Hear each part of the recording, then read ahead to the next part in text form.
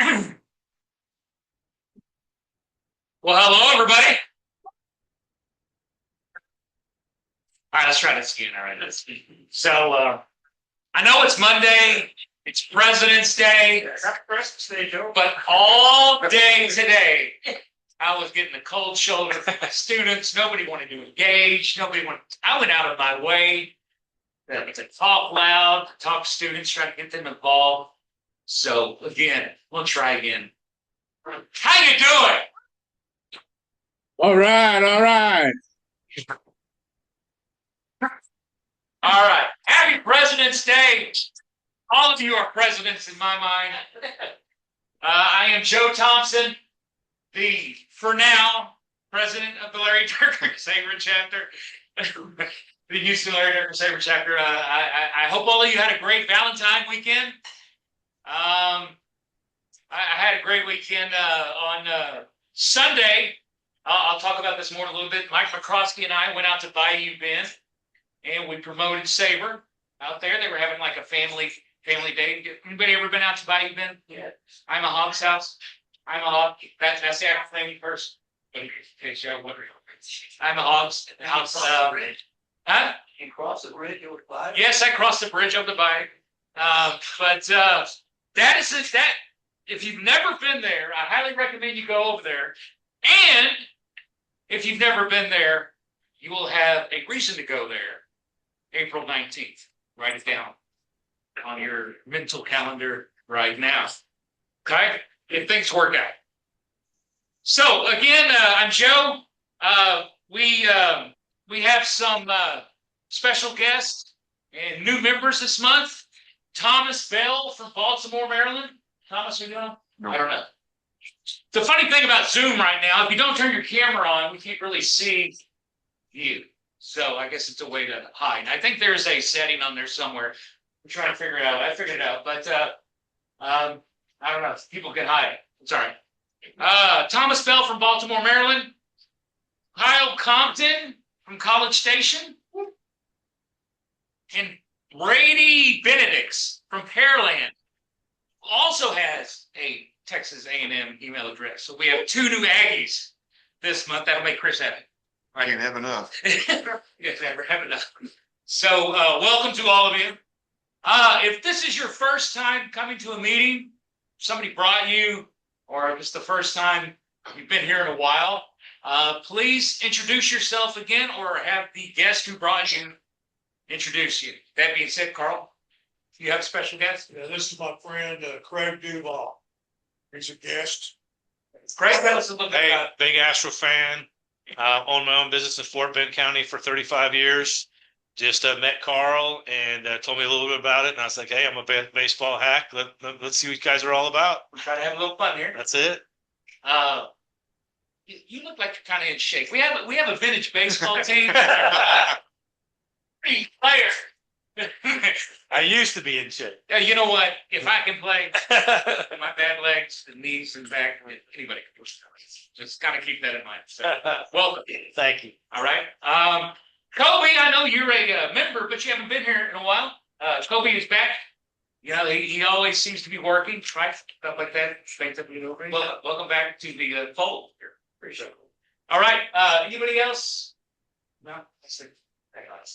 Last month, we had a great presentation from Kevin Hurd, who gave a presentation over his 2-volume book From Randy Johnson to Dallas Braden, No Hitters Beyond the Box Score. John Lloyd was the trivia contest winner, and he got both copies of the book. Have you read the books yet, John? Not yet. No? No, I have not. Okay, but if you didn't get a chance to watch the presentation, it is available on our chapter's YouTube page. Okay?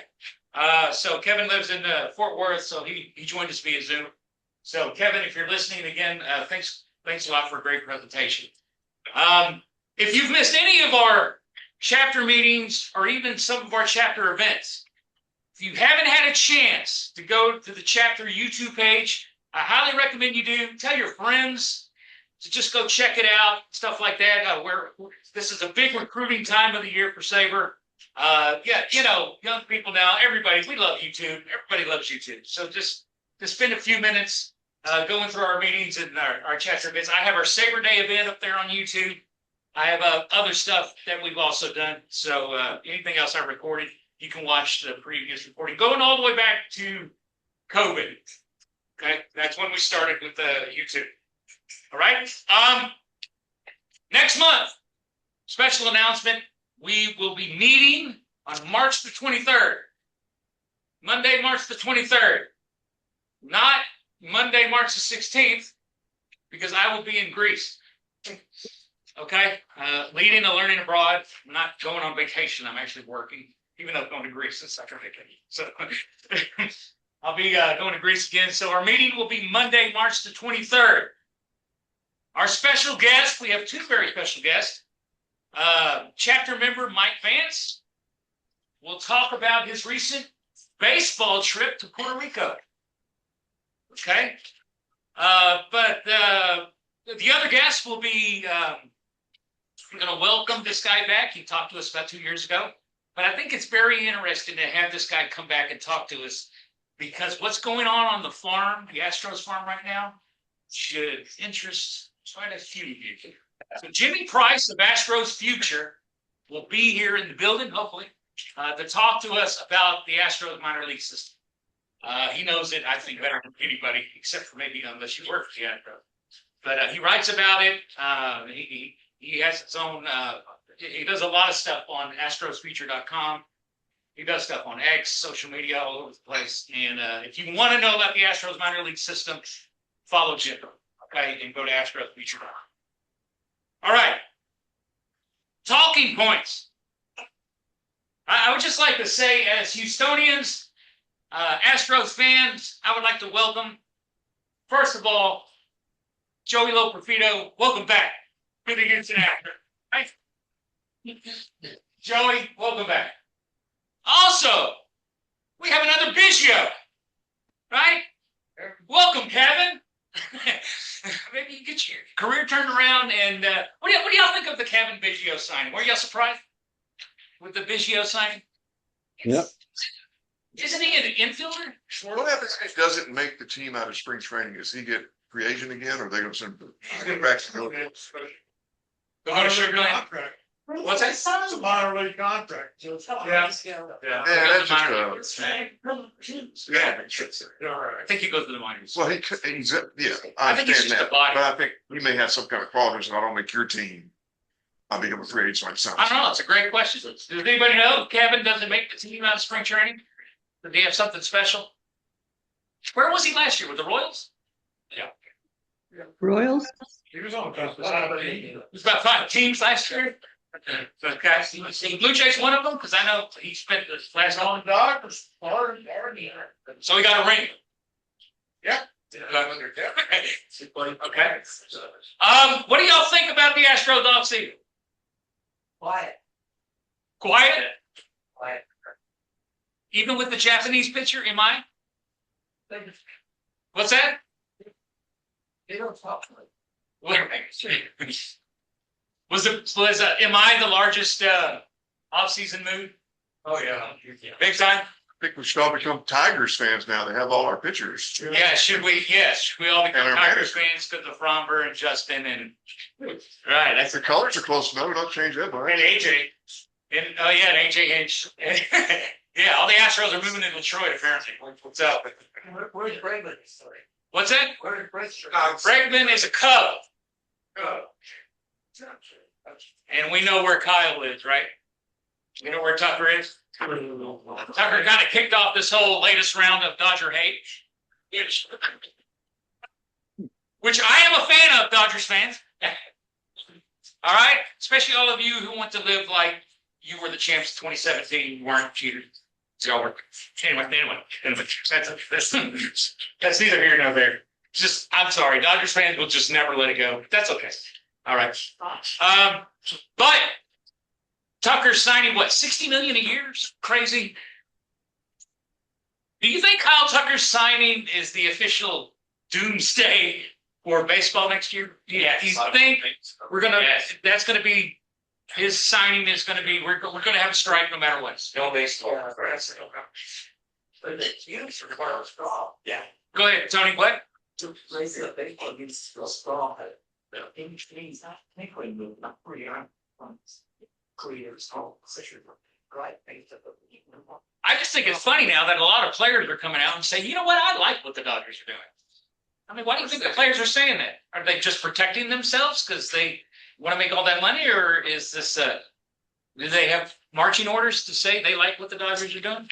Or we're saying Kansas City. Yeah, it's good. What are they saying in Kansas City and Pittsburgh? Yeah.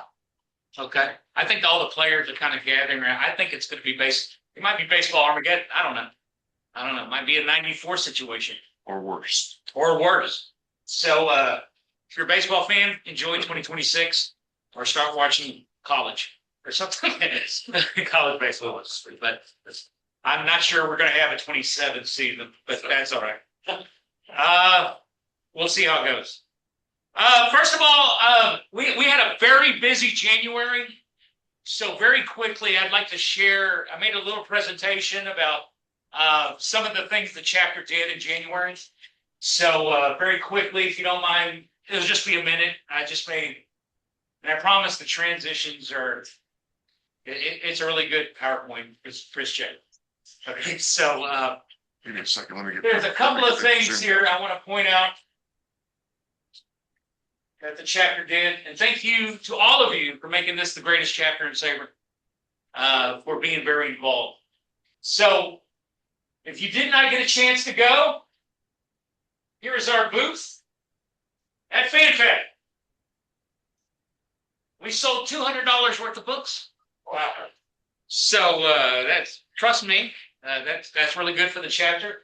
We gave out a lot of baseball cards. There's Bob and Cam, there's Patrick, there's John Lloyd.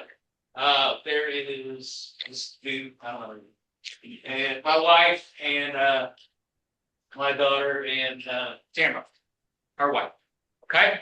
But in this, Jonathan Goodwin over here, I felt bad because Jonathan just sort of left. He always comes to this stuff, and I was happy that he came back. I'm like, Jonathan, man, I got to get a ticket, a picture with you. So that day wasn't great enough. It was cold. It was very, very cold. But you know what? The next slide. This made it all worth it. Oh my gosh. I was sitting there talking to people, and John Lloyd goes, "Hey, Jose Cruz." I'm like, "What? Oh yes, Jose." And I was I think the reason Jose Cruz is doing this is because I was whispering in his ear. A long time ago, we had Terry Poole as a guest. Yeah. And Jose Cruz was on that call. I know, because he had a little box and it said Jose Cruz. And I said, Jose, you were on that call when we had Terry Poole. He said, you see his mouth. You know what? But then, thank you, John, for pointing that out. We had a lot of people interested in SABR, and I gave the list of names to Patrick, and we're going to contact some people. Okay, that was FanFest. SABR Day, January 31st. For those of you who are interested, we did record this. This is uploaded to YouTube. We had a great presentation. Some of the lettering probably was a little bit small with the presentation, but the name of the presentation was called AI versus Psi. This is the Hall family, Bailey and Brian. We had Bailey Hall present to us a couple of years ago. She's now a college freshman at Wisconsin. All right. She said, we were telling her how cold it is. And she said, well, this morning in Madison, it's 7. So, typical Wisconsin, I guess, So Brian and Bailey gave the presentation about, and Psi, I don't know how to say his last name. But they gave a presentation about some of the problems of using AI when it comes to baseball research. It's a fascinating presentation. I suggest if you're interested in using AI to do baseball research, let me caution you first not to do that. All right? Or at least if you're going to do that, double check your references. If I got anything out of that presentation, it was double check everything, because AI gets it wrong, especially if you're using the free version. Okay? So that's kind of what that presentation was. I thought it was great. And then we had some other people bring some books. We had a book exchange. We had some memories. Go ahead to the next one. One of the most interesting memories First of all, Marcia, great picture. Thank you, Marcia. Thank you. Bob, would you like to give 2 minutes to tell everybody what's that in your hand? Bob? Yeah, glad to. That's my very first baseball mitt, bought in 1940-ish. So you can tell it's 80 years old, and it looks like what the players used in the 1930s. It's still in reasonable condition, made by Spalding, and it was my proudest possession. And I'll tell you what, I used to sleep with it every single night. It was fun. Present. Bob, thank you. And this is what we're talking. This is one of the great things about SABR, not just SABR Day, but SABR in general. If you have a story like this, I mean, you kept the club, 80, not even go that far back. But yeah, so if you have the story to tell, this is great. I think this should be a good picture for the newsletter, or whatever. But if you have a story like this, if you have something you want to talk about, a memory or something like that, this will be great for the newsletter if you just want to bring it to a meeting.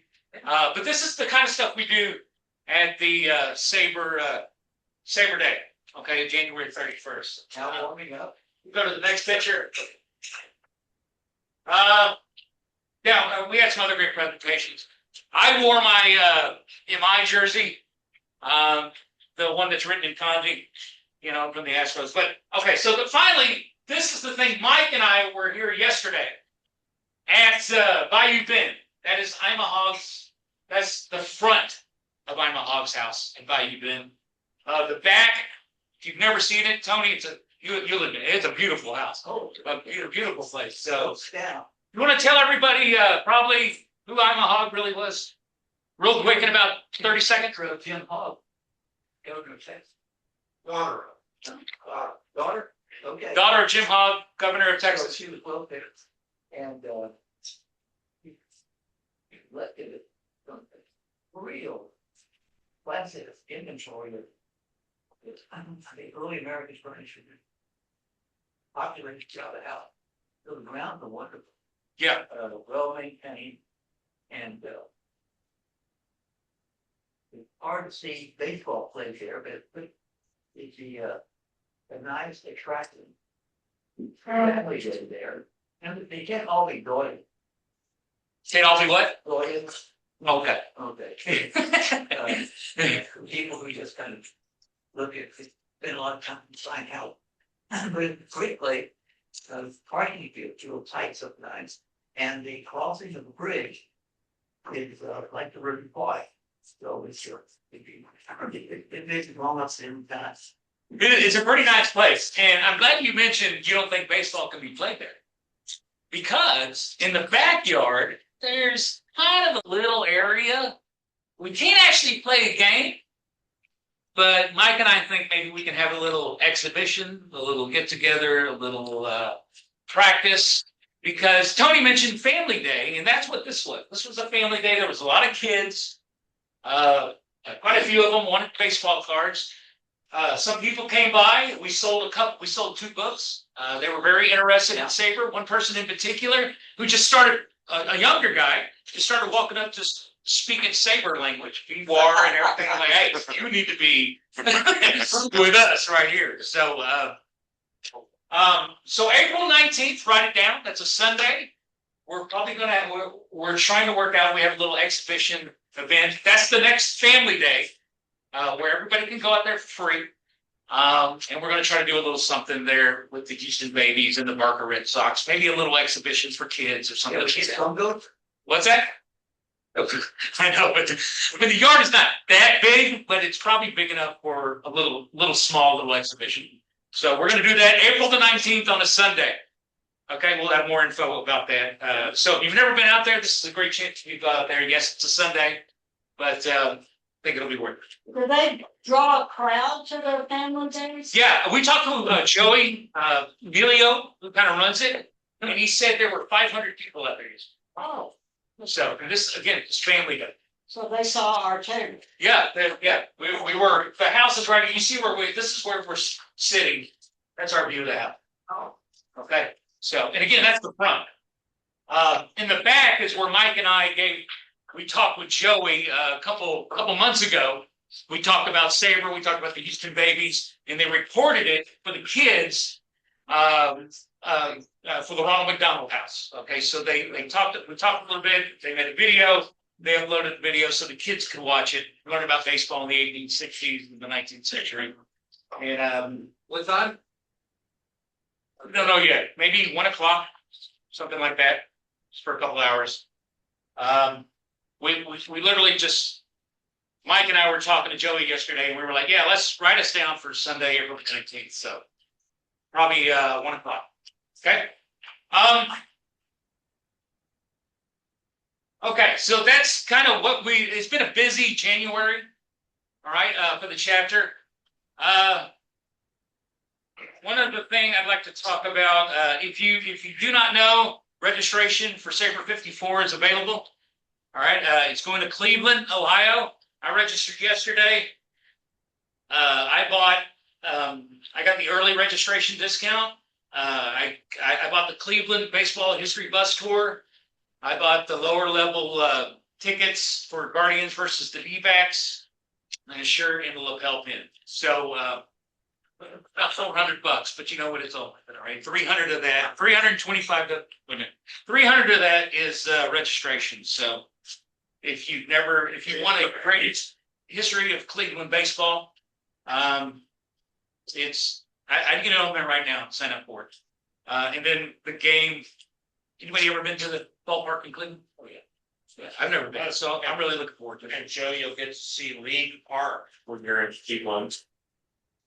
They have a city park on the site of the field of the old Cleveland Indians. Cy Young pitched there. Fearless Joe Jackson played there.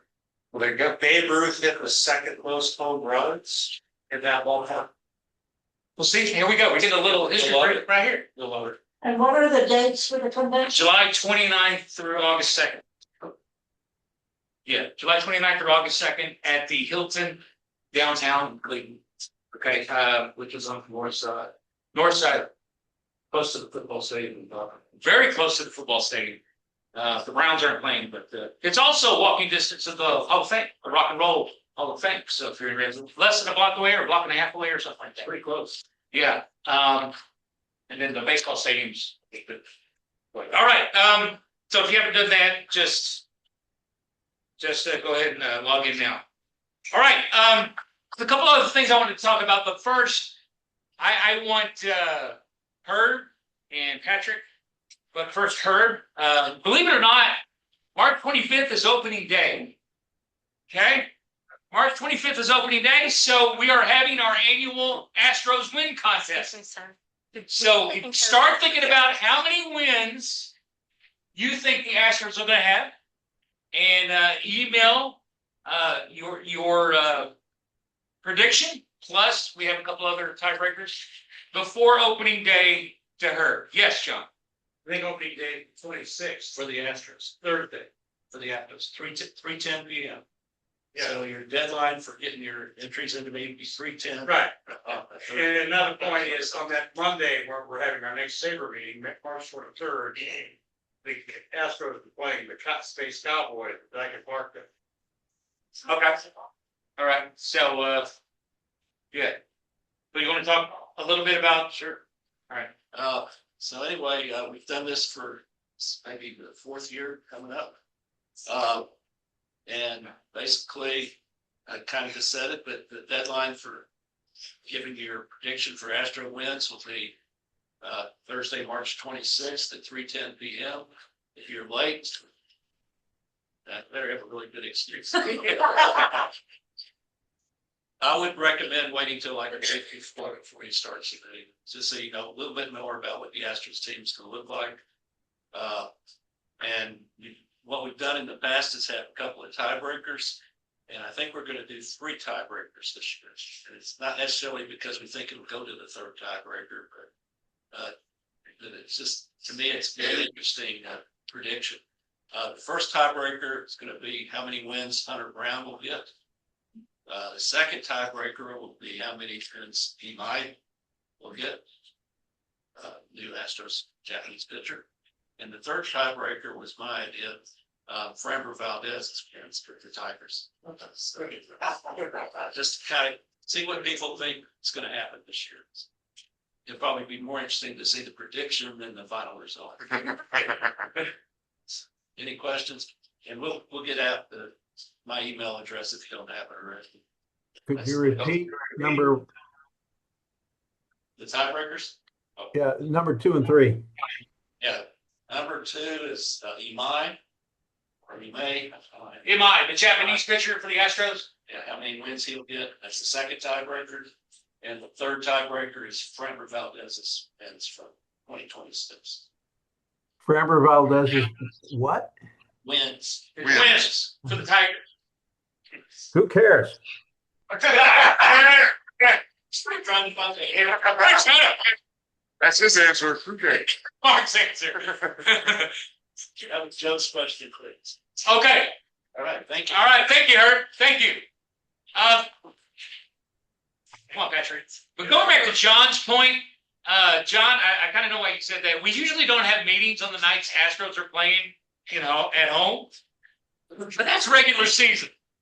Okay? This is, it's And preseason. postseason.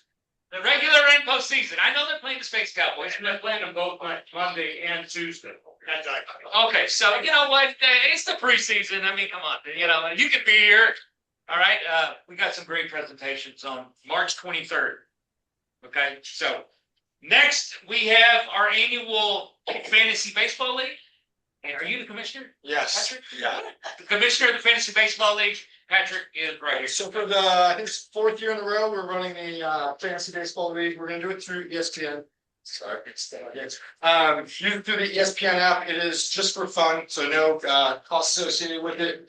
The last 3 years, Ken, is it Lily? Is he still He's not. He's Down. He's won the last 3 years, so hopefully this year we get someone to knock him off. Last year we had 15 teams. We really want to get an even number because it makes things a lot easier. Any questions, just shoot me an email. I'll send an email out probably sometime middle of this week with interesting questions or some more info. We'll probably do the draft the 22nd. Is that Sunday right before the season starts? Unless we have really strong opinion about going over. All right. Thank you, Patrick. Thank you. So, one other thing I'd like to, first of all, the World Baseball Classic is coming. Okay? Anybody have who do you think is going to win? USA. Mike Trout's out. He can't get insurance. Mike Trout out. He's not getting insurance. Anybody think Japan's going to repeat? How about the Dominican Republic? Yeah. Justin Verlander's brother, Ben Verlander, is picking the Dominican Republic. Really?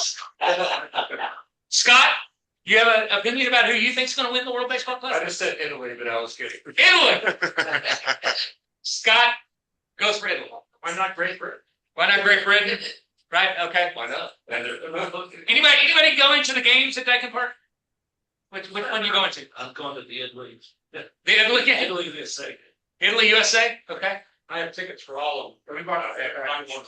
We'll pack it. Okay. First choice. Very expensive? It's like, let's call it. $2,400. Wow. Go, John. There you go, man. All right. Well, good luck to all of us. Not to say I have a interest, but We'll say something. okay. I'm trying to get to our presenter real quick, but there's one other thing I wanted to show everybody. I sent an email to everyone that said, and this relates to the Astros win contest.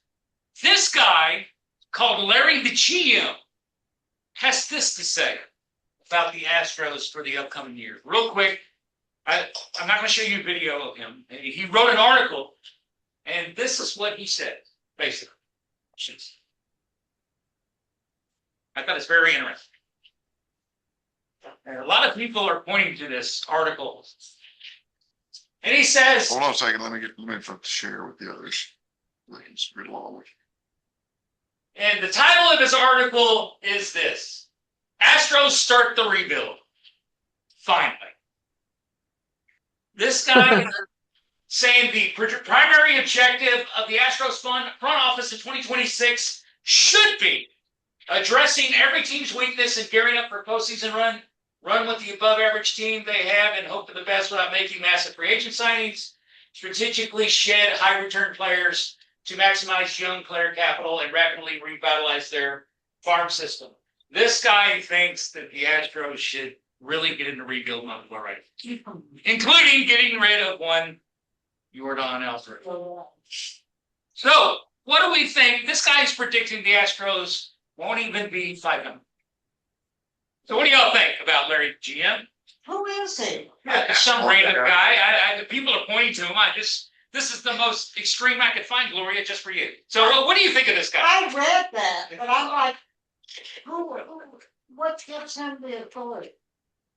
Everybody else has the authority online, I guess. You know, it's free. People can write what they want. So, what do we think? I mean, all of you are going to have your predictions. Is anybody going to predict the Astros to finish below 500? No. Chris?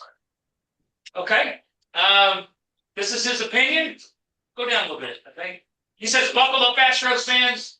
I'm trying to find exactly. I'm not going to spend a lot of time on this. Draft's a better job. But it's an interesting. I would trade Myers as soon as possible. Do we agree with him? We should trade Jake Myers? No. No? Okay. Correa is an immediate trade offer to a team who sustains an injury at shortstop / third Got base. Biggio now, we don't need him. Okay. Trade Alvarez. Biggio can play there too. Paredes is rumored to be the next Astros player to be traded. Do we Biggio agree can with play that? there too. He can Okay. hit. Okay. So if you're interested in this kind of extreme thinking when it comes to the Astros and you're interested in sending Herb the Astros are going to win 75 games this year. Read this article.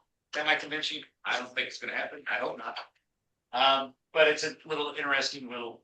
Astros begin the rebuild. He's Finds trading everybody. Larry the GM. So I mean, he's trading all the pitchers. my position would rather lose 80 to 90 games for the next 3 or 4 seasons. Really? I don't know. Just once you start down that road, you don't bottom out at. No, you bottom out at You bottom 110 out for at 3 straight 110. seasons, right? Okay. Otherwise, that means you're keeping too many good players if you're really trying to rebuild this thing. Okay. He says the Astros have been running it back since 2023. So, your opinion, whatever you want to think about it, that's all I'm going to say about it. You don't have to share the screen anymore. You can let it go. I'd like to turn the meeting over to our special guest, Lou Ship. Lou, you there? I There you am. are. I'm sorry it took so long, but I told everybody we had a lot of stuff to cover tonight, so be prepared. Lou is a retired American judge, an attorney, a professor, and an author. He served as Broward County Court Judge in Florida from 1997 to 2024. Recognized for educational sentencing practices, judicial education, and judicial leadership. He's an adjunct professor at Mitchell Hamline School of Law and co-author of Baseball and the Law, Cases and Materials, a seminal case book on baseball law, and the book he's going to talk about tonight, Baseball's Attorneys in the Baseball Hall of Fame. Everybody, Lucian. Well, thank you so much, Joe, and I appreciate you having me. Let me go ahead and spend a little bit of time with you all today, and I'm happy to. Can you all see the screen? I just want to make sure you all can see that. Let's see. Is screensaver working? Sharing? Not yet. Hold on. There we go. Share. All right. It worked in rehearsal. Now we got to do this. All right. So can you all see the screen okay? I'm going to go ahead and put it on presentation view. So here we go. And thank you very much. And I'm happy to take questions when we get done. And we'll take our time. And I'll tell you a little bit about the research. You know, I've talked a lot about the attorneys that are in the Baseball Hall of Fame, but I really love talking to SABR members because we're the folks that do the research and we get down and Joe talked a few minutes ago about don't let AI do your research for you. Words could never be more true than that. And if you're involved in research on anything, that's real important not to rely on the AI. Anyway, so let me go through some things, tell you a little bit about myself. This is welcome to baseball season. We did say you shouldn't rely on AI, but I had AI make this little cartoon for me a couple of weeks ago, maybe about a week ago, right after the Super Bowl was over and baseball season is starting. So you see a helmet snoozing and some sports and baseball and some law stuff combined. This is kind of what the Hall of Fame looked like about a week ago. I can show you a picture of where I am in South Florida. It looks nothing like this. It was cold a week or so ago. We had iguanas falling from trees. But other than that, it's been a pretty nice winter. And I'm here to talk to you all today, and I'm looking forward to the presentation. And we know that Larry's in the Houston Astros Hall of Fame, and there he is as a young pitcher, and there he is as a manager of the Astros.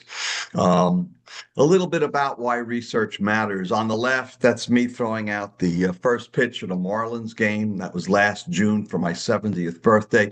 Note the overflowing crowd in the outfield watching. And that's me on the right.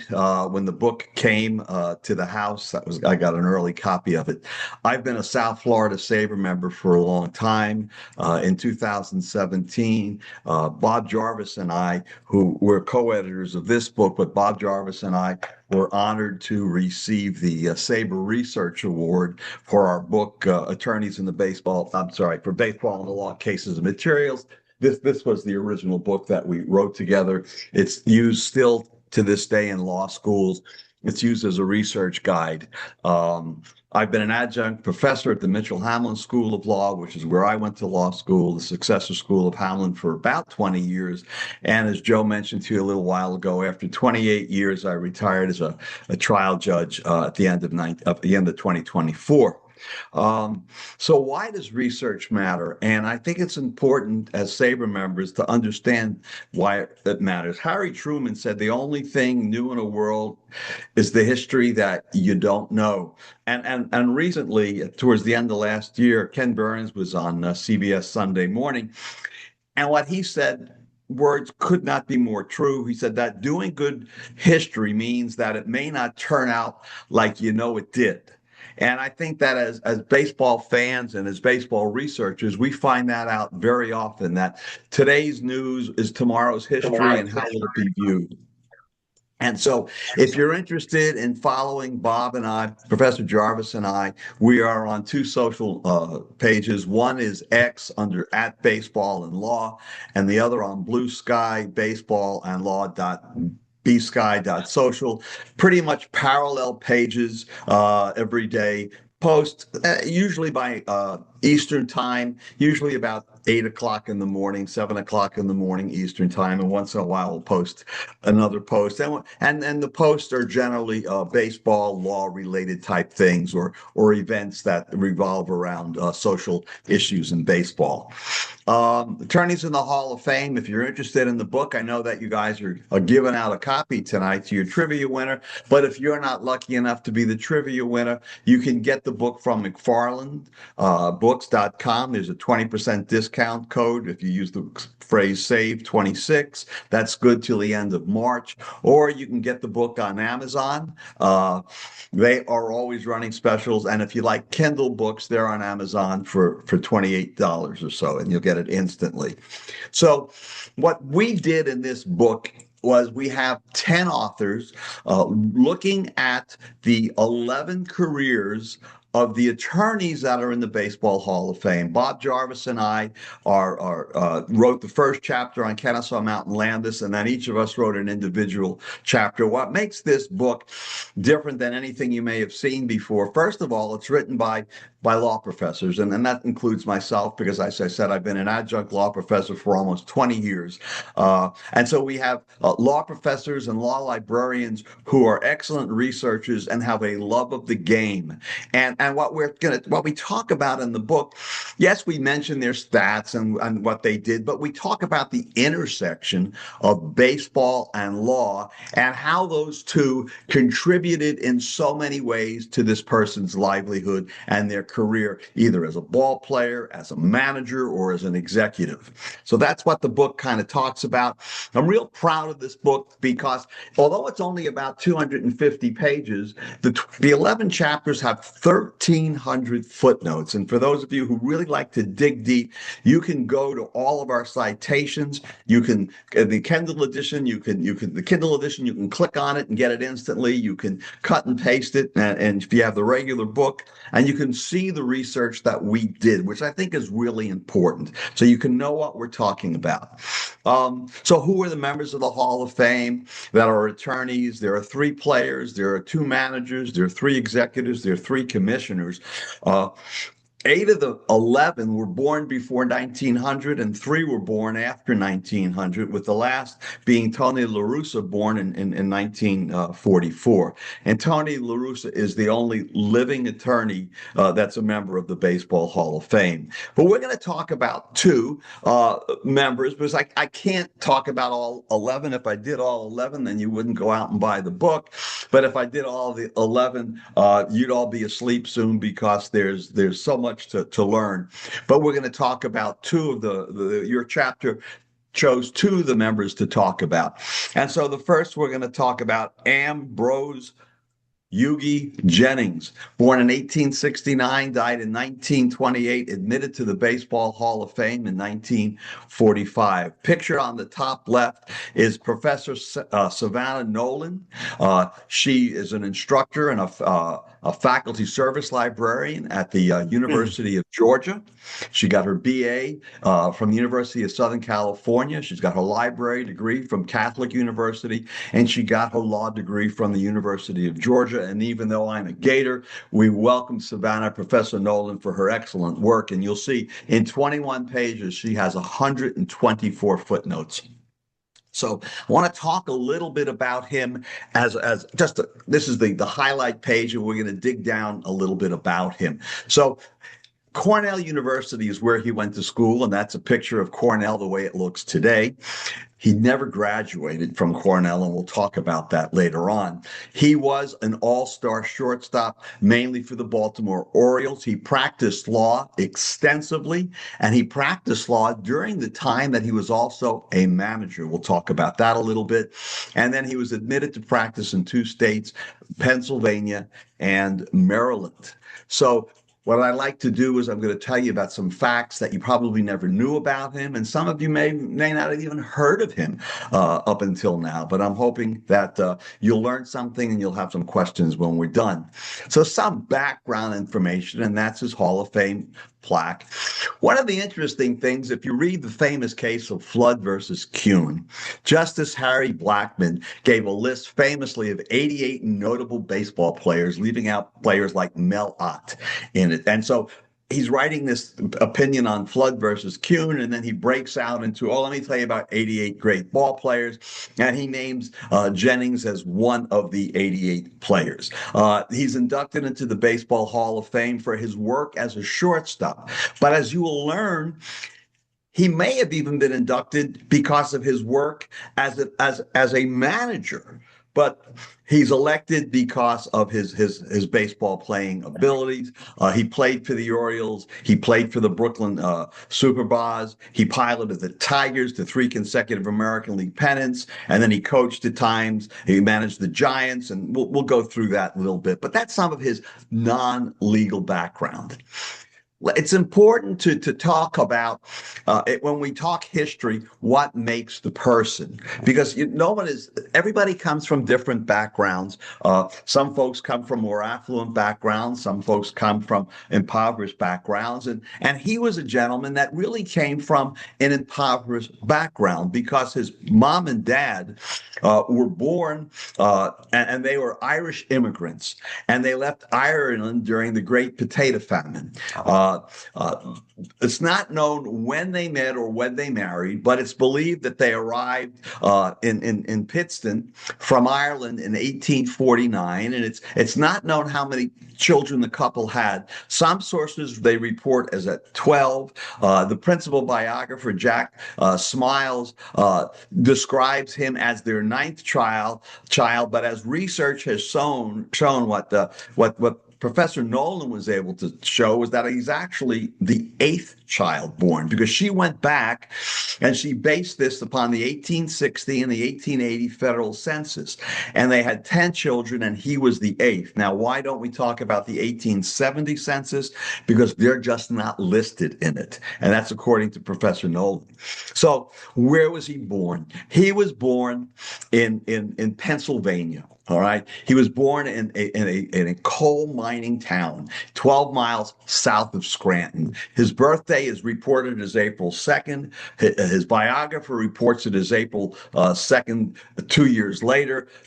Apparently there's some confusion with his brother William, and we're going to talk about William in a little bit, because William and the brothers became law partners later on in life. The picture that you're looking at is a picture of what Pittstown looked like when about the time that he was born, and this is an 1873 map of the area.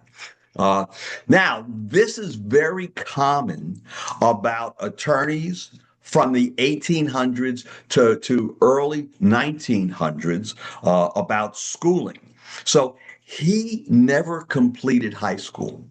And when he was 11 or 12 years old, he became what's known as a breaker boy. The picture on your right, he's not in it, but this is a picture of breaker boys. And for 15 cents a day, they would separate pieces of rock and slate and wood from lumps of coal. And he worked for the Pennsylvania Coal Company. He worked in the same mine as his father and his brothers. And many of these young boys died as a result of working in these mines. Now, early baseball, it's important because when he was about 15 years old, he started to play baseball as a breaker boy. They took a break at a recess from their work, and they started playing. He was a gifted athlete. He played with a lot of town teams, and you all were talking about town ball a while ago. And so he played on one of those town ball kind of teams. And in 1889, when he was about 20 years old, he became a semi-professional ball player, and he played for $5 a game. They offered him $50 a month. Some sources say it may have been as much as $75 a month if he returned for the season for 1890. But after accepting the offer for the 1890 season, he jumped leagues to the Allentown Colts of a minor league. It was called the Interstate League, and that's where he jumped. And although they called it an interstate league, the ball games were always played in Pennsylvania. So that's some of his early baseball. So he became, what about a major leaguer? So the picture on the right is a picture of him. And if you take a look at the second row, second from the end, I'll try to put my cursor there, that's Jennings. All right. Now, who else is in this picture? Well, there's McGraw. Okay, right over there. And of course, and there's Keeler, he's over there. And so there's some very famous people that he played with early on. So in 1891, he signs with the Harrisburg Ponies. The picture that I have here is the Baltimore Club from 1896. And he plays well. By May of that year, the American Association Louisville Colonels, that was one of the major leagues. He's called up. He starts playing Major League Ball. And for the next 11 years, from 1892 to 1902, he's 5'8". He's 165 pounds. He stays in the major leagues, first with the Colonels for 2 years, and then his success with the Orioles from 1893 to 1899, and then a couple of seasons with Brooklyn, and then the final 2 seasons with the Phillies. His greatest success was hitting, and you can see the numbers there, 355, 386, 401, 355, and 328 in 5 consecutive seasons. He was such a remarkable player that to this day, the record still stands. Was hit by more pitches than anybody else in the history of Major League Baseball, a record that stands still at 287. Now, I mentioned to you, he never graduated law school. There are many people that never graduated law school that have become attorneys. At the time, you could just raise your right hand and swear that you were of good moral character. And if you did a quick background check, they admitted you to the bar. Many people found that they didn't succeed because of that, because they didn't have proper legal training, so they went back to law school. So he leaves law school in 1904, but he becomes a member of the Maryland I'm listening to a Zoom meeting right now, a baseball meeting. Hi, folks. There's someone talking, so is there a question? Hi, folks. Go ahead. Oh, okay. I heard someone talking, so I just wanted to stop in case there's an issue. So he goes into practice with his younger brother, William. We're going to put that on pause for a minute so I can talk about his life with you. This is important. As a ball player, 1900, he's elected Secretary of Baseball's second union. The first union, John Montgomery Ward founded, the Players Union. This is the second union. And it became from the Brotherhood of Professional Baseball Players. It was, and although he was secretary, it was a difficult thing. Players had no say. This is the same type of issues that the other unions had early on, that they were being traded. And when lawsuits were filed, when I talk about, if you read the John Montgomery Ward chapter, you'll dig down deeply into the history of the first players union. And although they were not successful in the sense that they were able to get the reserve clause eliminated, they started to pave the way for what would become the Players Association as we know it today. So there's a trio here of Jennings, McGraw, and Taylor. So if we go back to the winter of 1895, he and John McGraw, they started taking classes at St. Bonaventure College up in Allegheny, New York, and they did it in exchange for coaching. And so they were allowed to go to school for free. He wanted to get his degree from St. Bonnie, and some sources now report he earned a degree. But according to Professor Nolan, the alumni directory makes it clear that he did not earn a degree there.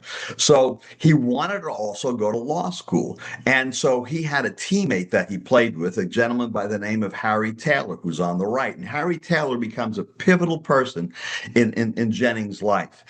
Harry graduated Cornell University Law School, and Taylor played professional baseball for about 6 years. Now, Taylor then gets appointed to the Erie County Court as a judge, and he held that until 1913. And he was also a professor at the University of Buffalo. And in 1913, this is Taylor now, he gets elected to the Supreme Court for the 8th District. And until basically 1936, when he's mandatory retirement. He's elevated during that time. And so Taylor becomes Harry Taylor becomes a huge mentor in Jennings' life. Jennings looks at him as, this is what I really want to do. And so you can follow the timeline here. I put a little timeline here. So we go back a little bit. He marries Elizabeth Dixon, who was a resident of Pennsylvania. That's in 1871. In 1887, he marries her. She lives from 1881 to, you'll see, 1898. He makes his commitment, okay, a year later after they get married. They settle in Baltimore, and they give birth to a daughter by the name of Grace at the end of 1898. On November the 20th of 1898, Jennings' father died, an influential figure in his life. Remember, we talked about how he worked with his father in the coal mines. And then 6 days later, his wife dies from complications of the birth. And on the right on your screen, you will see the article that appeared in the papers about the death of his wife, leaving a baby girl who was about 4 months old. Plans changed, then there's more changes. And so in March of 1899, there's a transfer, and I put that in quotes. These players get transferred to Brooklyn in a deal that's organized by Harry Vanderhorst, who was owning 2 teams, and later on he would be sanctioned for that. That would become a prohibited practice. After 11 games, he blew out his arm and he ended his days as a regular shortstop. But he didn't really want to retire, so he learned to play first base, and he became what some people call the best cold corner man in the business in the National League. His average slipped, and by 1900, it was in the 270s. So noting that his baseball career as a player was coming to a close, he realized, well, maybe it's time to go to law school. And so on the right-hand side of the screen, you'll see there's an article from the Brooklyn Daily Eagle talking about him enrolling in law school at Cornell. And so things are starting to change. And he goes to law school, and he sticks with baseball. The picture on the left is him in a Phillies uniform with a first base glove. So he returns to the big leagues. The Phillies purchase him from Brooklyn for $3,000. Brooklyn wanted to get rid of him because he refused to report because he was still in school. So now law is taking a front burner to baseball because he realizes that his ability to play and the need to earn a living as an attorney, because remember his friend Taylor, he realizes it's something that I really need to do. So what happens is Phillies, he gets traded. The Phillies are 24-24 when he joined the club, and they go 59-33 the remainder of the season. They finish second place, and then in January 1902, he goes, I'm going to law school. So he goes to law school, and when his exams are done, he does rejoin the Phillies for a while, and that was his final season. One more try, because he's balancing law school, and he's balancing baseball. And this is something that he has in common with Tony La Russa, who we're going to talk about in a little bit.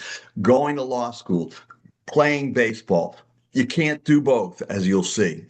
So he then is going to leave law school because of baseball, and the article on the right is from the New York Times on May the 4th, 1904. So he becomes the player manager of the Orioles, and we know what he did there. And then he goes to the Detroit Tigers, and then there's added demands, which he becomes a player manager. And then in February of 1904, he has an accident in the natatorium. It causes him to leave Cornell that spring. He's 2 semesters short of graduating. But according to the bar at that time, he had enough classes to take the bar exam. So what does he do? He gets admitted to the bar. And if you take a look at the article, it's from the Baltimore Sun of January the 19th, 1905. The last paragraph says, the well-known professional baseball player who played on the Baltimore Orioles league team last season was admitted to the bar yesterday. So things are changing. He's now a licensed attorney. And then for a little bit, he works for a Baltimore firm. And if you take a look on the right-hand side of your screen, this is an article that appeared in the Pittsburgh Press from January of 1905, saying that he's with the firm of Willis, Homer, Franz, and Smith in Baltimore. He stays there a year or two, and then in November of 1907, following his first season with the Tigers, he opens a law firm in Scranton with his younger brother. All right, who graduated the University of Pennsylvania, and they call the firm Jennings and Jennings. Now, this is important because managers weren't getting paid a lot of money, and he can make a lot more money as an attorney than a ball player.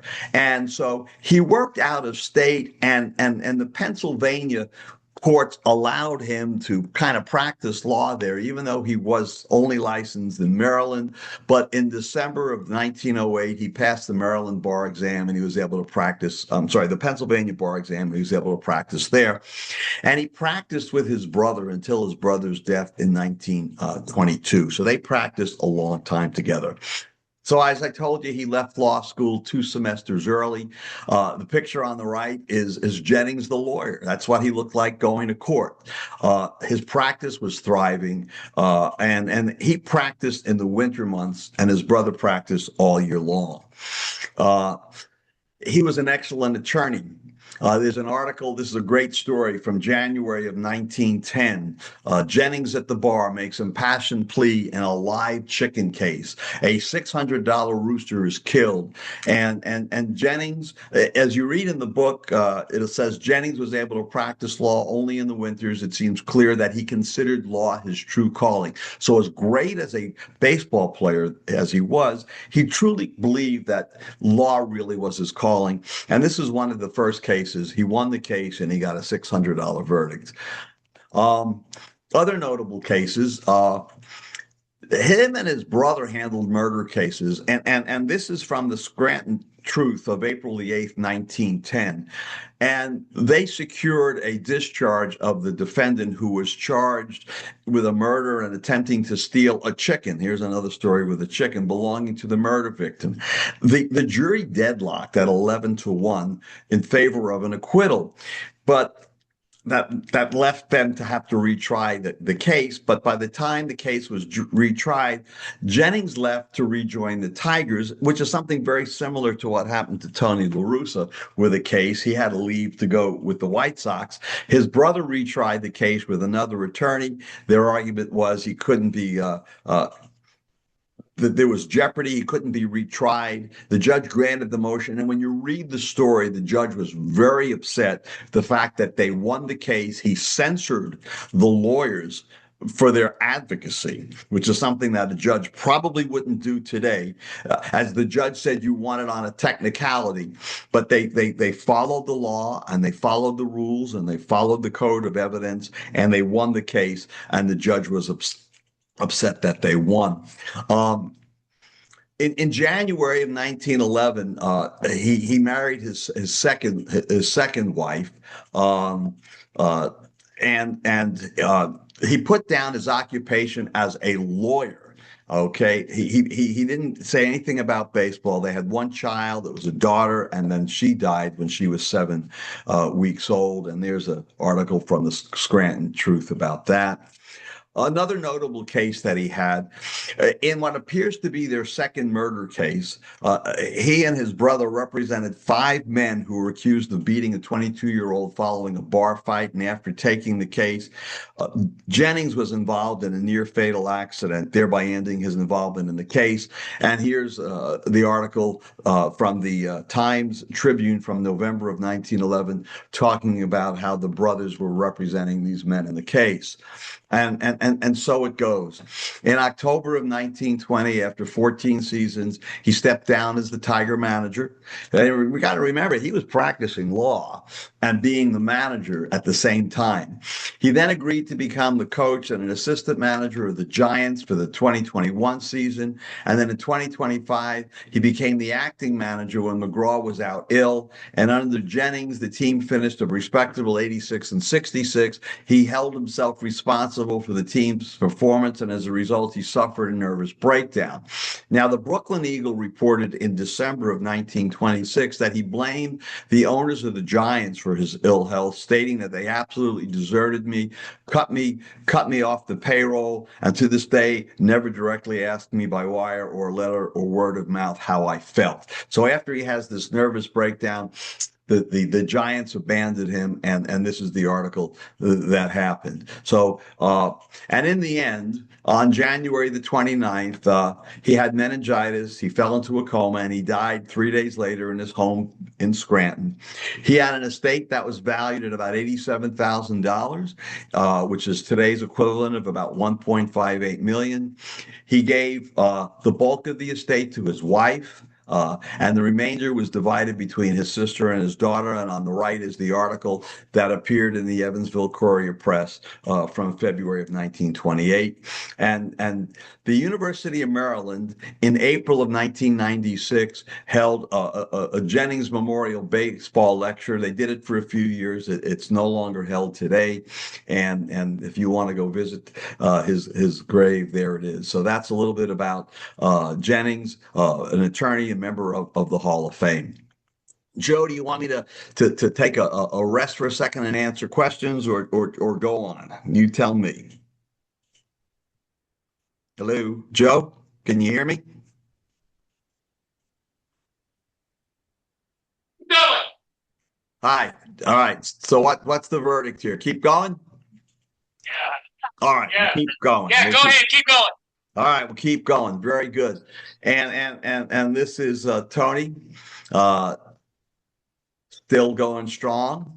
He was admitted into the Hall of Fame in 2014. I'll tell you a little bit about the man on the left in just a while under the pictures of Abraham Lincoln. And I wrote this chapter. That's a bobblehead I made of myself in a Mitchell Hamlin School of Law uniform. Our chapter here is 15 pages and 85 footnotes.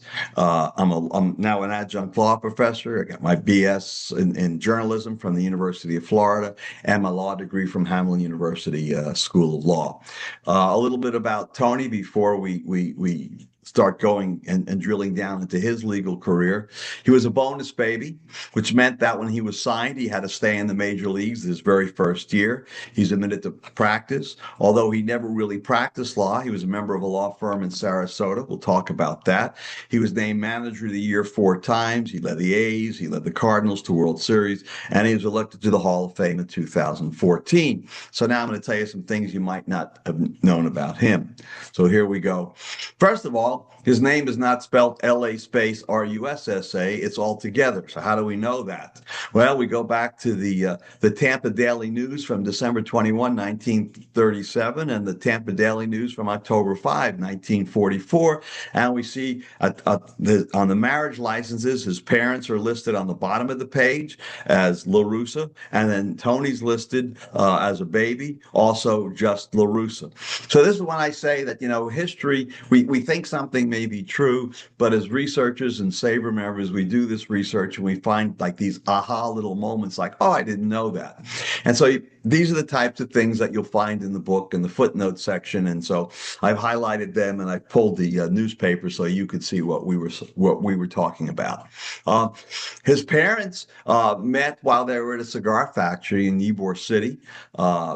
Mom and dad. The house, he spoke Spanish before he ever spoke English. This is an article from the Times-Picayune during August of 1977. That's talking about how Spanish was his first language and how an umpire thought that Tony was yelling at somebody, but he was just joking around with somebody.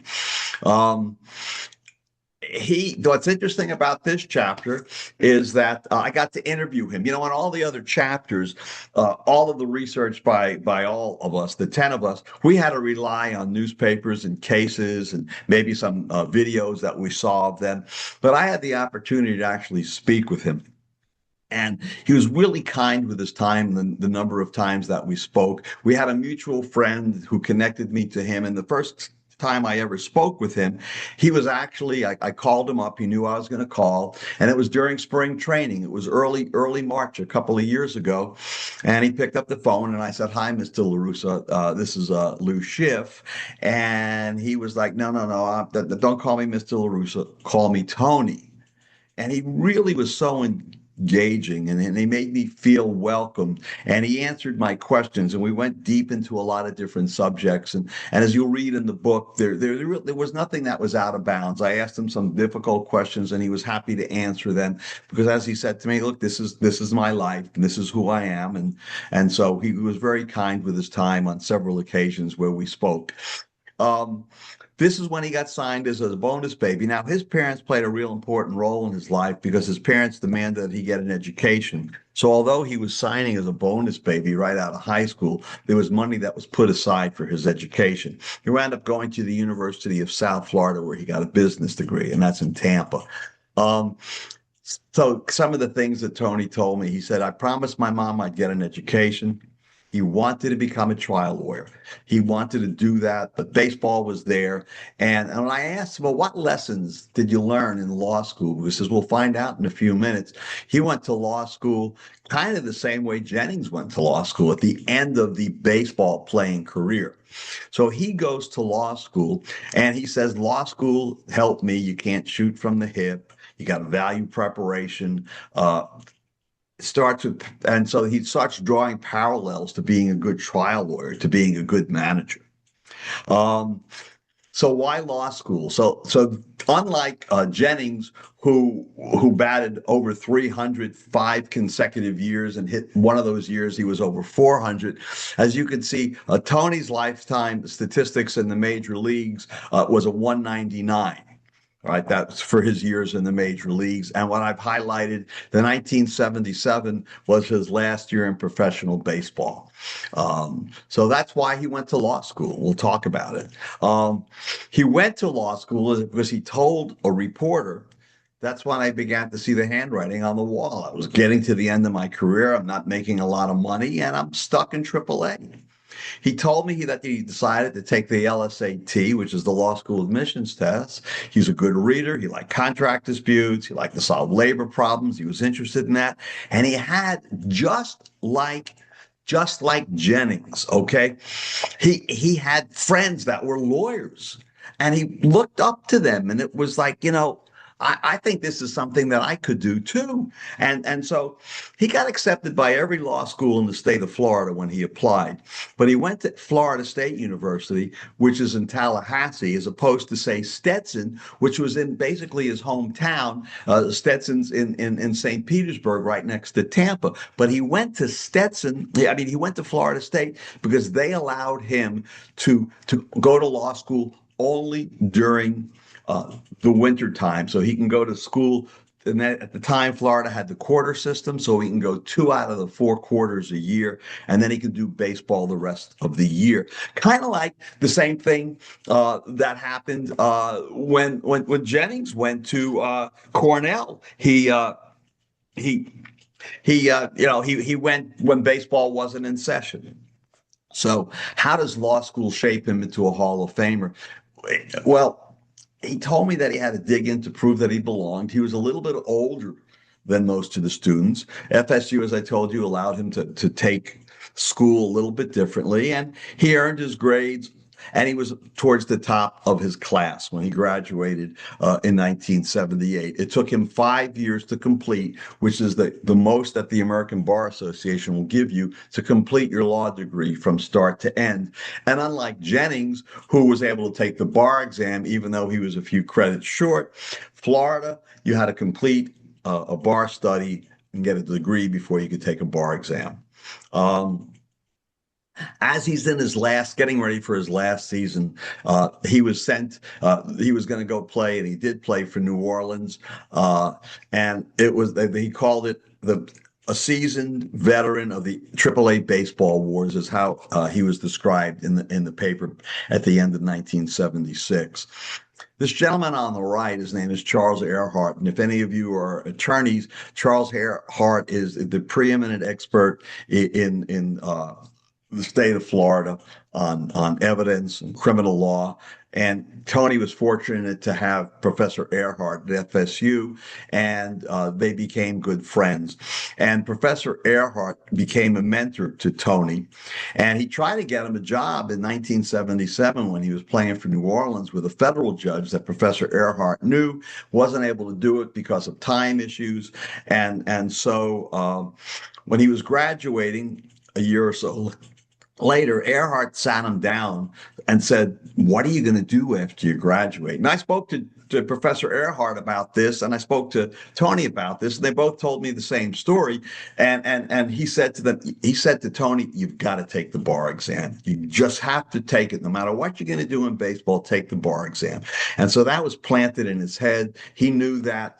And this gentleman here on the left is Scott Tosian, and that's our mutual friend. Scott was kind enough to get me to get Tony to speak with me. And Scott and Tony went to school together. Scott is considered one of the premier ethics lawyers.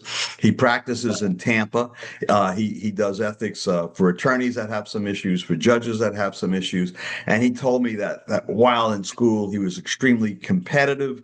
But for himself, he would just outwork people. And so he was inspired by Tony as much as Tony was inspired by him to get good grades. And Tony wrote in his book, One Last Strike, what law school did to make him a great manager. Tony wrote, I wasn't brilliant, but because I was competitive and went to law school, a couple of friends who started with better grades than me, I studied harder. Now, according to others that I've spoken to, Tony was in fact brilliant. He's just being very humble in this. And so now Tony is going to law school. He's no longer playing baseball, and he gets involved with the White Sox. And that's Bill Veeck on the left. That's Mike Veeck, his son, on the right. Mike and I are friends, and I teach a baseball law class every summer in Minnesota. And at one time, Mike was the owner of the St. Paul Saints, and that's how we became friends. And I spoke to Mike about Tony. So the story was that Tony got hired because he was paid a low salary. And Mike says that is absolutely not the true story. He said that Tony was hired because his dad did it on a hunch, feeling that his commitment to the study of law would make him a very detailed manager. And he found that Tony was an intellect. And Mike agreed. And if you want to watch something, we don't have time tonight, but if you go on YouTube and you type in this baseball game of August 22nd, 1980, in the afternoon, Tony was sworn in as a member of the Florida Bar. Now, I showed you that picture with Abraham Lincoln. He was sworn in by U.S. Senior District Judge Abraham Lincoln Moravitz of the Northern District of Illinois.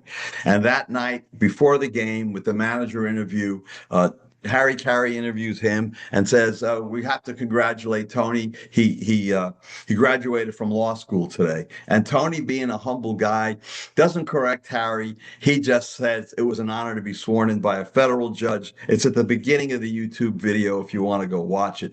Now, why is Abraham Lincoln Moravitz named Abraham Lincoln, which is a funny story. I had a research assistant, a Mitchell Hamlin student, Ben Meyer, helped me do some of the research. And he started going down a rabbit hole, as we sometimes do when we go to research. And he finds this great story about, well, how did he get his name Abraham Lincoln? Well, I'm going to tell you. So he was given the name Abraham Lincoln by his mother because his mother thought that Abraham Lincoln was Jewish and she admired Abraham Lincoln. Hence, that's how the Jewish judge got Abraham Lincoln for his first and middle name. I told you about that Tony had only one. I didn't say he had one case. I told you it was similar to Jennings, that he had to hand the ball off because baseball called him back to manage. The same thing happened to Tony. So Tony's affiliated with a firm in Sarasota named Conley and Dooley. Mr. Dooley, who's about now 85, 86 years old, had a chance to speak to him about Tony, talk to me about his work there. He didn't really do a lot of work there. He was there for a couple of years during this when he was in town. But he was working on a case about a woman who was, the children were saying she wasn't competent. He was prepared to go to trial on it. And then right before the case was supposed to go to trial, he had to leave for spring training. And the woman won her case. He handed the ball off, so to speak, to another member of the firm. And on the right hand part of your screen is Tony LaRusso's bar card for the state of Florida, saying that he's inactive at the time. Inactive means that he could become active anytime he wants. He just has to pay dues, and then he can become active again. So we're going to go full circle. Talked about advice he got, which led to him going to law school and what to do. The gentleman on the right is a gentleman by the name of Robin Fuson. Now, many of you probably don't know who Robin is, but he was a pitcher for the Bisons. And he never cracked the major league level, but he also wound up on the spring training coaching staff trying to help rehabilitate major league pitchers so they can pitch. Well, at the time, Tony was the manager. And so Robin gets a chance to talk to Tony during spring training. Now, their common bond was that they were both University of South Florida graduates.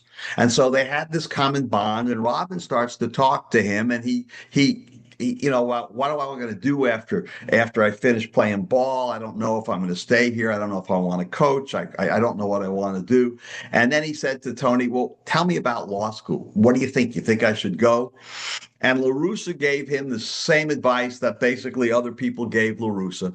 It never hurts. You can use your law degree for a lot of things. And so Robin winds up going to Stetson. He graduates in 93. Robin has become a friend of mine. I was the associate dean for Florida Judicial College when he became a judge. And he pulled me aside one day and he said, hey, I heard you're really into baseball. I got some stories to talk to you about. And that's when I found out about him and Tony. So when I got ready to write Tony's chapter, he was going to be a source. So in 2018, Robin got elected, and he's been on the circuit bench since 2018.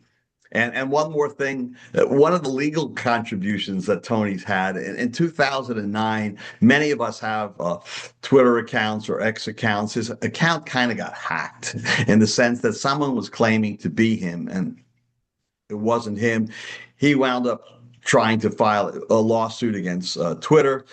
They settled, and as a result, we now have the check mark, which you can call the Tony LaRussa check mark. And so that is, let me hit the stop share button. Here we go, stop share. I hope I didn't bore too many of you or put too many of you to sleep, but that's why I couldn't do all 11, because there's just so much to talk about with just two of the men in the Hall of Fame. So, Joe, does anybody have any? I'd like to open it up for questions.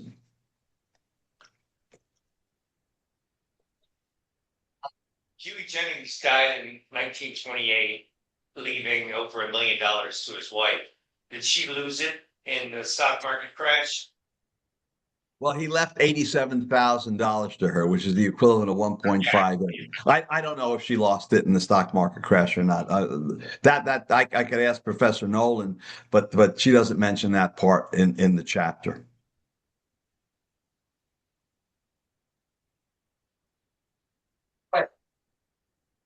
You mentioned it, many lawyers not go to law school. Go ahead again.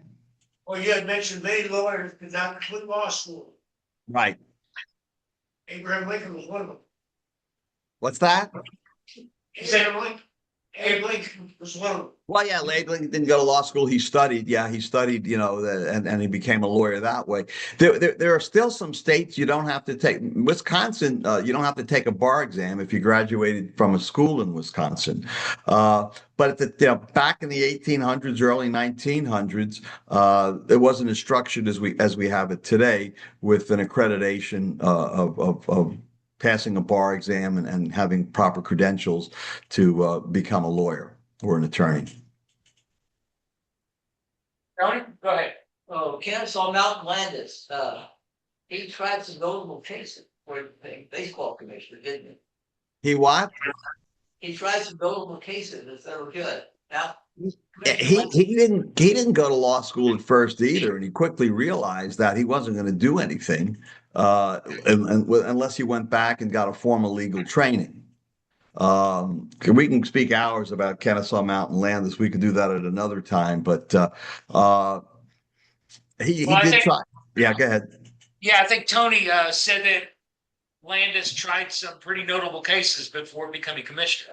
Yes, he tried them as a judge. What's interesting about Kennesaw Mountain Landis is that he had two brothers that were congressmen from Indiana, and they paved the way through Roosevelt to have him become a federal judge when he was about 40 years old.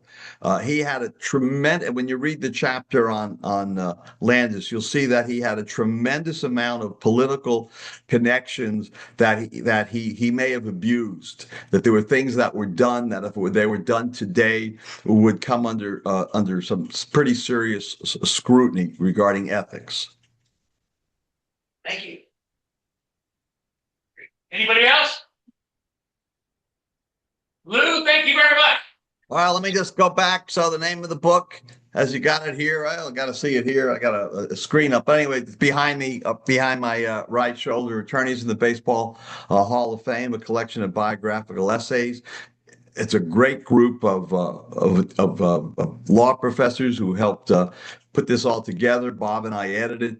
It was a labor of love. It had been the #1 book for a while up on Amazon Sports Law. It's usually in the top 10 on Amazon Sports Law, and I hope that you'll take a look at it. You don't have to be an attorney, or you don't have to be a law student to enjoy the book. And if you have friends that are attorneys or law students, I think they would really enjoy taking a look at the book. We have a special section in the back that lists attorneys that played baseball that are not a member of the Hall of Fame, and we kind of put them in an all-star category of ball players who were attorneys that didn't make it to the Hall of Fame. Two, I'll let you read the book for the rest, but two, one is Don Clendenin, and then Berg also, who there's great books about Berg, about the spy.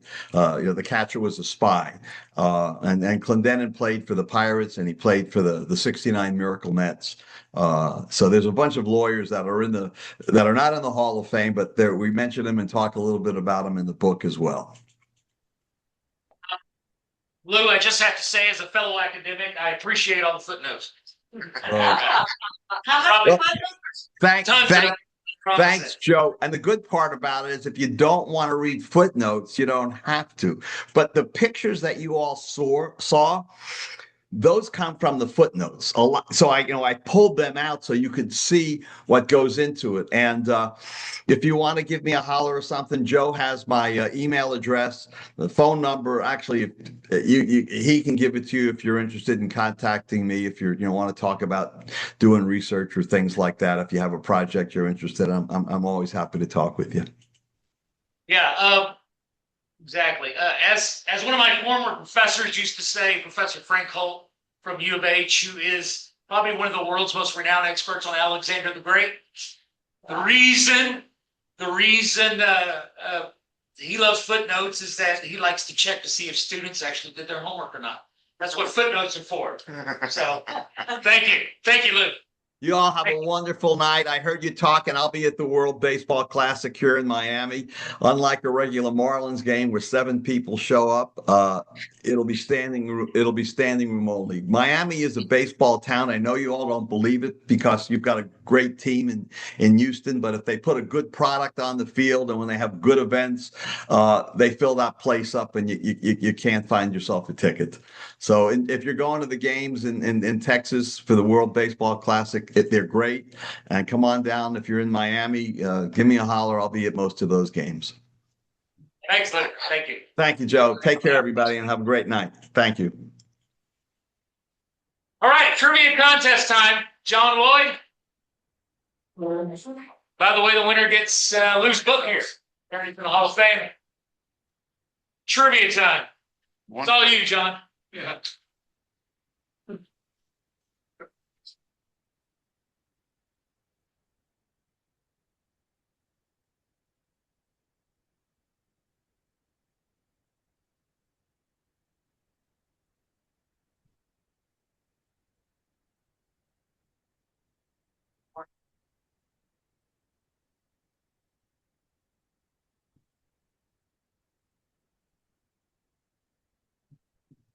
Pencils or pens? I can assure you, none of this was developed by AI. Who else decided baby A1? Oh yeah, I'll get it. And I developed it thinking there's 2 or 3 people here might get all 20 questions. Thank you. So you need a pencil or a pen? I'll need a pen. Good.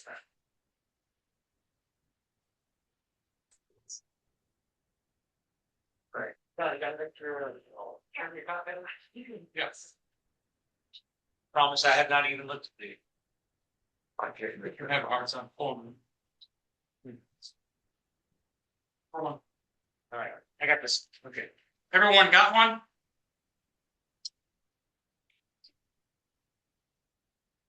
As I said, I have a feeling, well, the people I thought could get all of these right are not here tonight.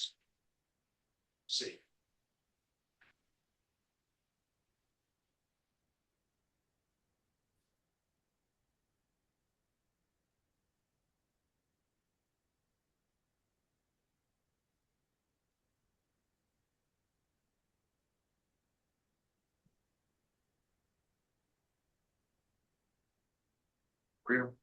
For the people. Yeah, I am.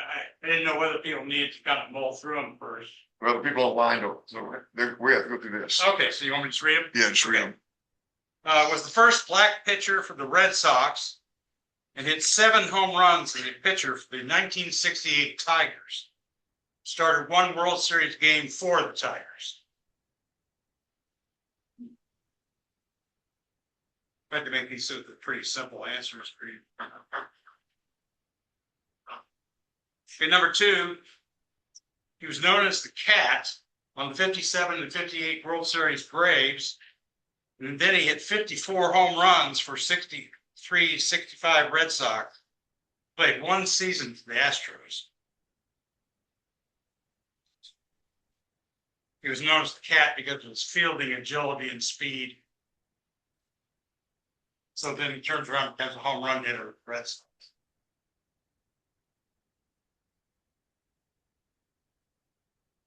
Okay, number 3, he's an All-American running back at Cal Berkeley. He won the 1950 World Series with the Yankees and the 1958 MVP with the Red Sox.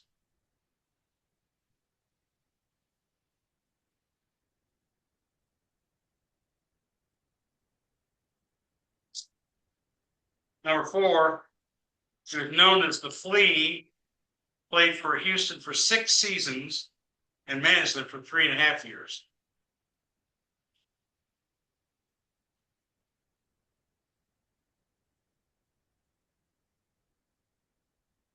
Number 5, the catcher for the Browns and the Highlanders, but he's most famous for developing the Major League Baseball farm systems and integrating Major League Baseball.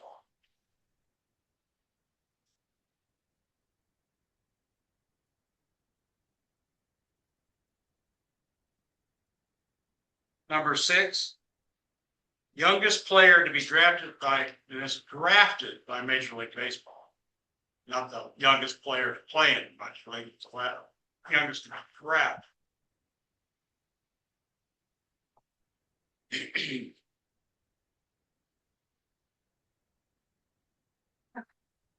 Number 7, the only catcher to win 3 batting titles in Major League Baseball history and only catcher to win the American League batting title.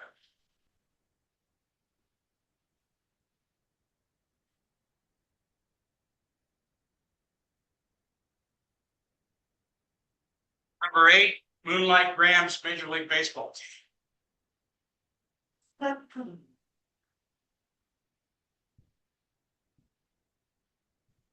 Number 9, what was Hall of Fame infielders John Henry Lloyd's nickname? Your relation? Yes. What? No.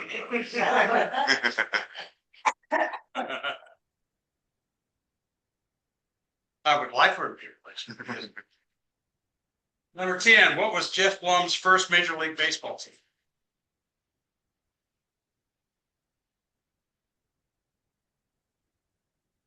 Number 11, name the Cincinnati Major League Baseball team from the 53 to 59. What were they called? 53 to 59.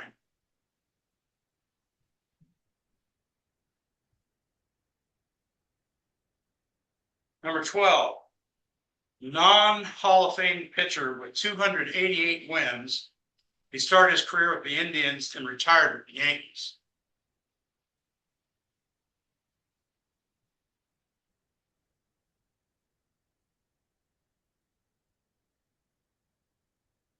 Number 13, Hall of Fame manager, won 10 pennants and 3 World Series over 31 years with the New York Giants.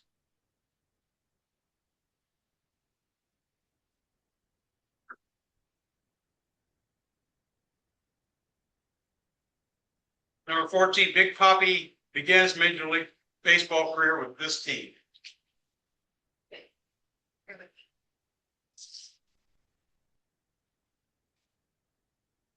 Number 15, Jim Leyland managed 4 teams.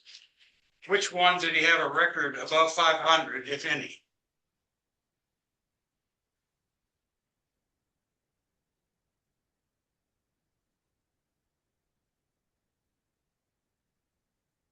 Number 16, Hall of Fame outfielder was a 10-time All-Star and won 4 World Series. His nickname was Country. If you ever listen to him talk, you know why.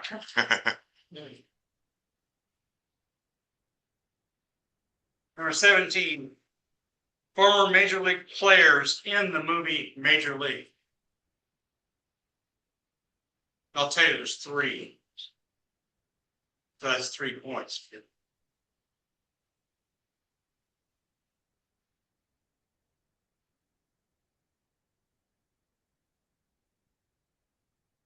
Number 18, Jeff Kent's first Major League Baseball team.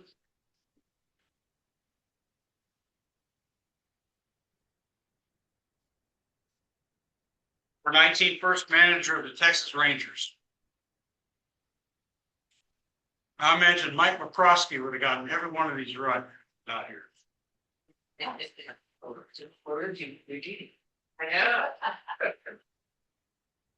Declare the winner, haven't it? It is multiple choice. You have 20,000 major leaguers to choose from. Okay. Oh, wait, were you ready online? Got it. Is everybody?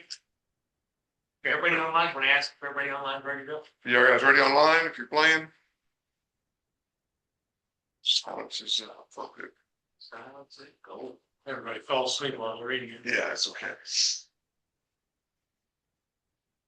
Well, what? Okay, number 1. First black pitcher for the Red Sox, Earl Wilson. He was a great hitter. Oh my gosh, yes. He's also a good pitcher. He had a above 500 record. Known as the Cat, he hit a lot of home runs for the Red Sox, played for the Astros, Felix Mantilla. Otherwise, Felix the Cat. Yeah. Number 3, All-American running back, Jackie Jensen. Question. Number 4, known as the Flea, Bob Lillis. They said it was diminutive, but he was 5'11", according to stats. I don't know. Whatever. He seems Real thin. Yeah, he was. Okay, number 5, the catcher for the Browns Highlanders, developed Major League farm systems and integrated baseball, Branch Rickey. Number 6, youngest player to be drafted by Major League Baseball, Tim Foley in '68. Wow. He was 17 years, 180 days.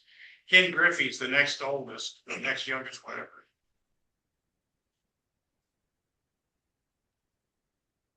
Number 7, the batting titles by catcher, Joe Mauer.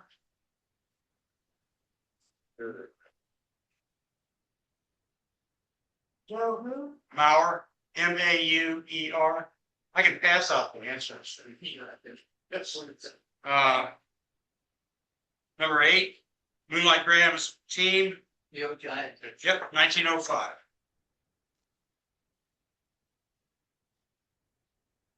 John Henry Lloyd's nickname, Pop. Right, yeah. He started playing baseball at age 37 in 1921. He played for 8 years and had like a 350 batting average. Number 10, Jeff Lum's first team, Montreal Expos. Number 11, Cincinnati Redlegs. They were named the Redlegs because of the communist scare that they had the communism stuff going on and investigations in the Senate and everything, so they changed the name to Redlegs. instead of Cincinnati Reds. Then they changed. Well, the Red Stockings were way back in the 1800s. That was their name at the beginning in 1869. 12 Hall of Fame, non-Hall of Fame pitcher with 288 wins, Tommy John. 13, the manager with lots of pennants in the World Series, John McGraw, who was mentioned today in the presentation. 14, Big Poppy's first team. When? Yep, Minnesota. But they regret getting rid of him. 15, Jim Leyland managed 4 teams. Did he have a winning record with any of them? The Tigers, the only one. He got 4 teams. They have losing records with 4 teams. He even won a World Series for one of them. But for the Tigers, his winning percentage was .540. Is that right? All the rest were below 500. Amazing. Hall of Fame outfielder 10 times, Enos Country Slaughter. Yeah. Mainly got his name in the Cardinals, but he played with the Yankees too. He won 2 World Series with the Cardinals. 17, the major leaguers in Major League.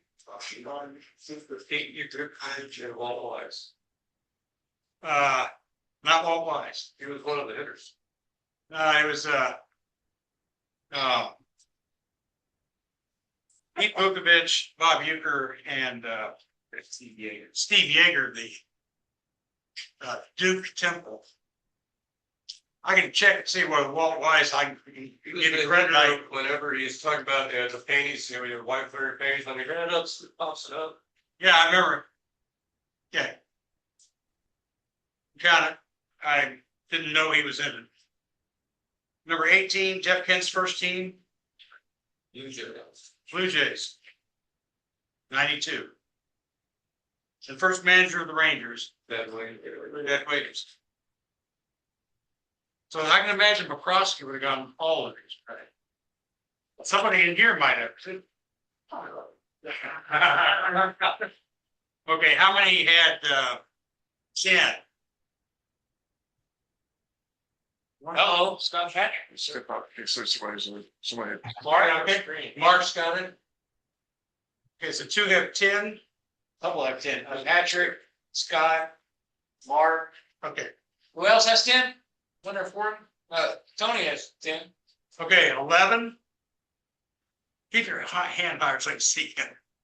Okay, 12, 13, 14. Oh, Mark, you are the winner. I can't do the exam, so take the next person. Mark, you don't want the book? Oh, I do want the book. Can I get the book and not do the exam?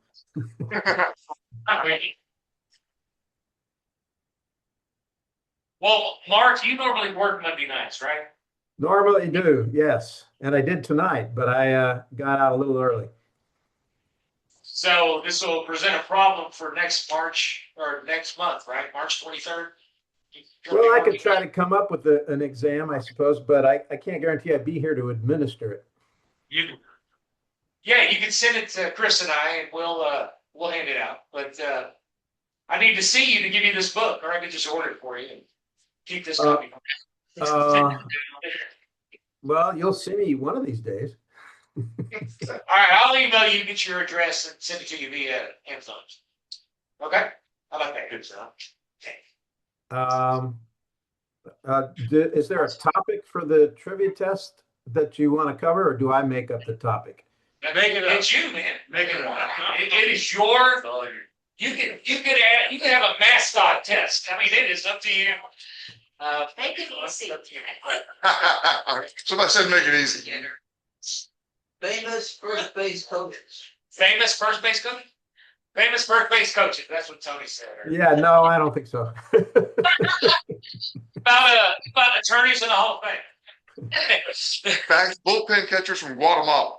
bullpen catchers from Guatemala. Yeah, that would be a tough one. You know what? Hey, here you go, Mark. Stuff really. Any psychologist, baseball player? That's a good question. Let me think about that. There you go. There's your trivia. If we won't answer, no.